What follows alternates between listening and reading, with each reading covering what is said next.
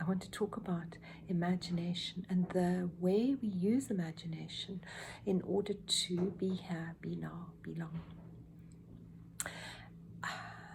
And the thing about imagination is that often we consider that it's something quite unimportant. It's like child's play. It's not very powerful at all, when in fact imagination is not only the language of the subconscious, so it's the way that we get to communicate with the subconscious. It's also on another dimension, has a reality about it that can in fact impact and transform this physical reality that we're living in the world.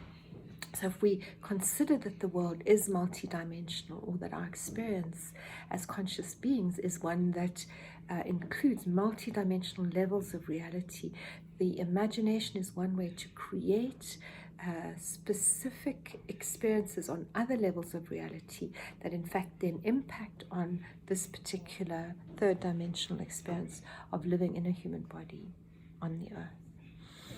And so when we use the imagination, the important thing is to be able to conjure up the felt sense of it as fully as possible.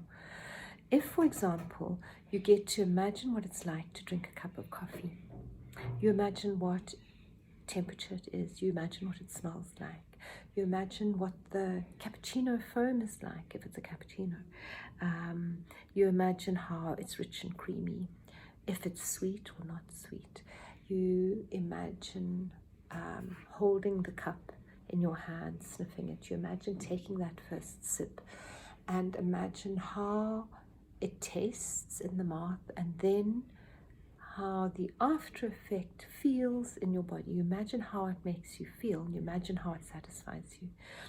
If you do that for a period of a couple of weeks, once a day or something like that, you might find that the imagined cup of coffee actually has a stronger effect on you and feels more satisfying than an actual cup of coffee that you go out to buy that might actually be a little bit cold, or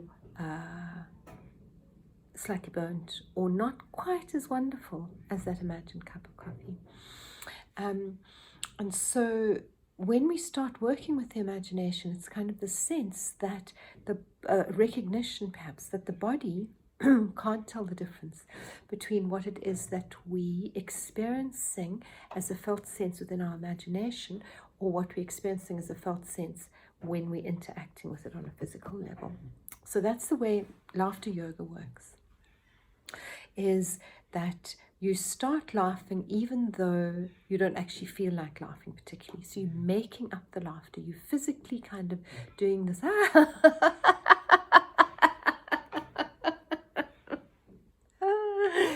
kind of thing. And you do it, and the body is incapable of recognizing that that laughter is different to genuine laughter, where you are responding to something in your world outside. So what we do when we're using the imagination is we actually tapping into a feeling, drawing that feeling into the body, experiencing it on a cellular level in the body, and it actually changes our physical reality, actually. That's the work of the imagination. It's powerful. It's amazing. You set your intention. You imagine how it is to create that intention.